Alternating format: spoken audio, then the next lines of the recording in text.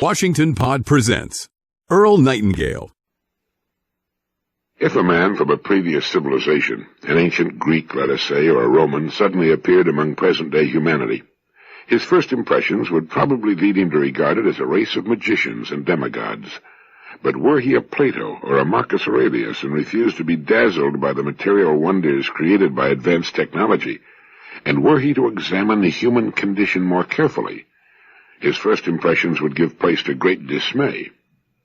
He would soon notice that, though man has acquired an impressive degree of power over nature, his knowledge of and control over his inner being is very limited. He would perceive that this modern magician, capable of descending to the bottom of the sea and projecting himself to the moon, is largely ignorant of what's going on in the depths of his unconscious, and is unable to reach up to the luminous superconscious levels and to become aware of his true self. This supposed demigod, controlling great electrical forces with the movement of the finger and flooding the air with sound and pictures for the entertainment of millions, would be seen to be incapable of dealing with his own emotions, impulses, and desires. So writes Dr. Roberto Assagioli in his excellent book, The Act of Will, a book I suggest you obtain and read and reread. He goes on to say, as several writers, Toynbee among them, have pointed out, this wide gulf between man's external and inner powers is one of the most important and profound causes of the individual and collective evils which afflict our civilization and gravely menace its future. Man has had to pay dearly for his material achievements. His life has become richer, broader, and more stimulating, but at the same time more complicated and exhausting. Its rapidly increasing tempo, the opportunities it offers for gratifying his desires, and the intricate economic and social machinery in which it has enmeshed him, make ever more insistent demands on his mental functions, his energy, his emotions, and his will.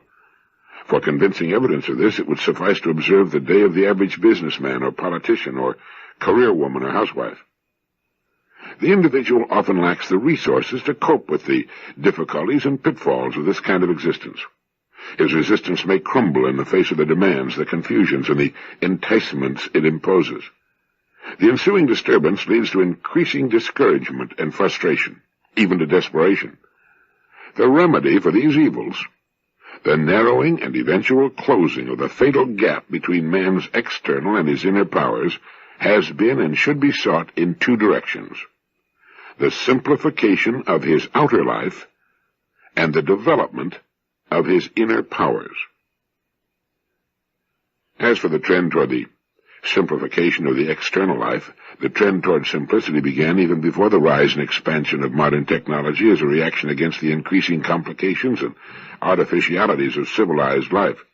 Its greatest exponents have been Jean-Jacques Rousseau, with his appeal for a return to nature, and our own Thoreau, who renounced the benefits of civilization and withdrew to lead the solitary, simple life which he described so ably in Walden, which we recommended in Direct Line 7.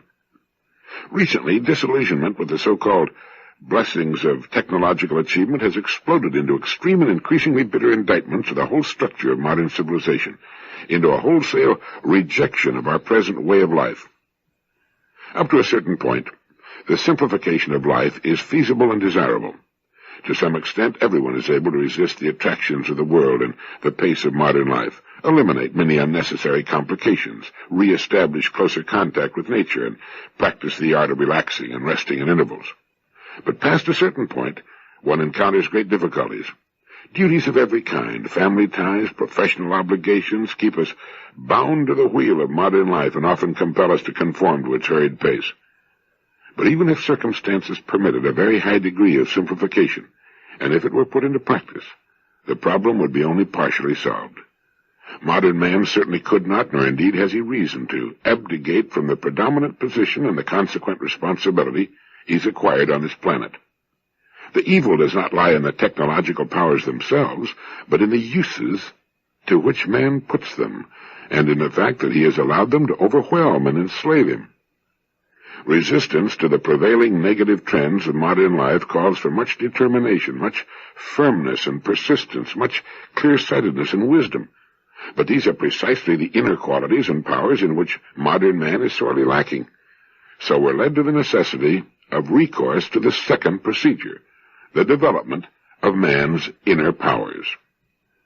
Only the development of his inner powers can offset the dangers inherent in man's losing control of the tremendous natural forces at his disposal and becoming the victim of his own achievements.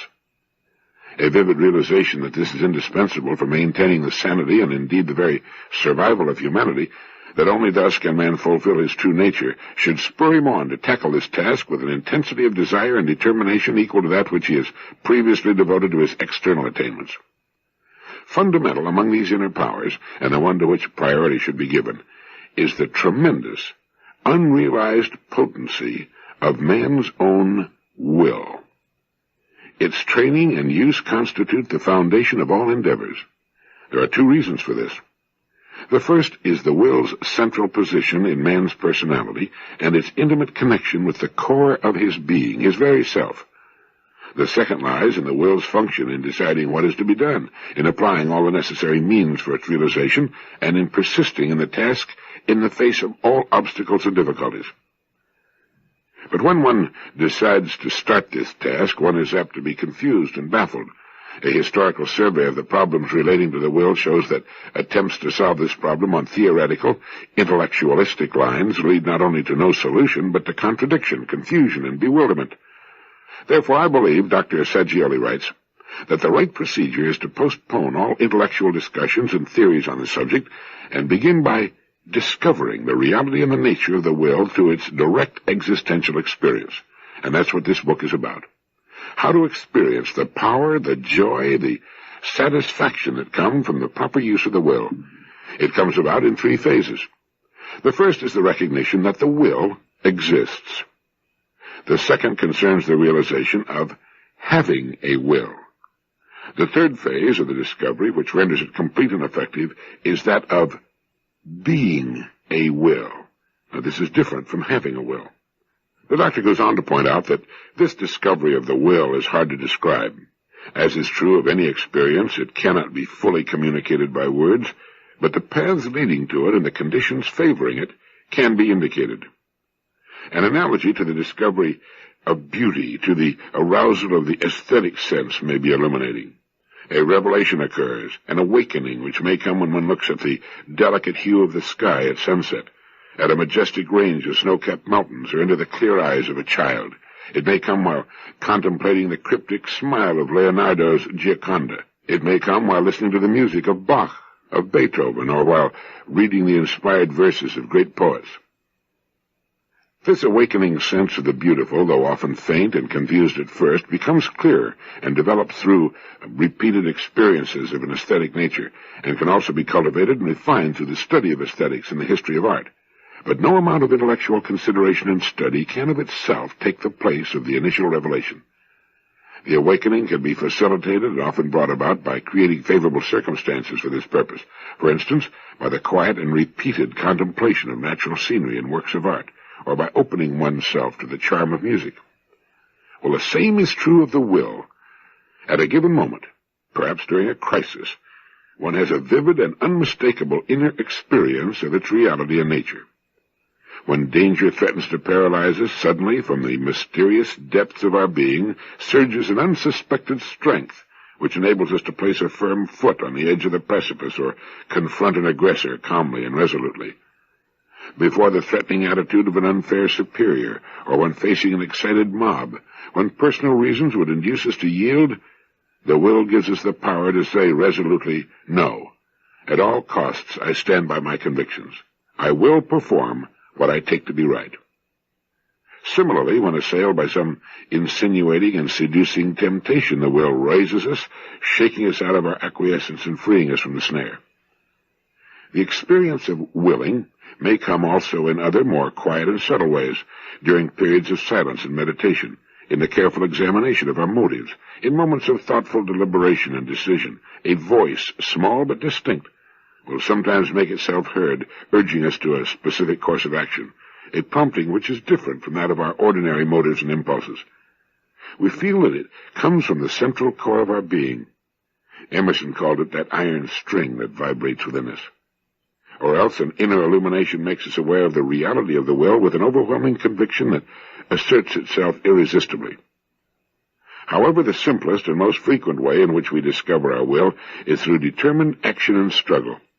When we make a physical or mental effort, when we are actively wrestling with some obstacle or coping with opposing forces, we feel a specific power rising up within us, and this inner energy gives us the experience of willing. The discovery of the will in oneself, and even more the realization that the self and the will are intimately connected, may come as a real revelation which can change, often radically, a person's self-awareness and his whole attitude toward himself, other people, and the world. He perceives that he is a living subject endowed with the power to choose, to relate, to bring about changes in his own personality, in others, in circumstances. This enhanced awareness, this awakening and vision of new, unlimited potentialities for inner expansion and outer action gives a new feeling of confidence, security, joy, a sense of wholeness. I hope you're beginning to get excited about the act of will. I recommended it to my radio listeners also. It helps us discover who we are by becoming conscious of more of our true powers. It helps us grow toward transcendence, of connecting up with that power, that ultimate mystery that flows through everything.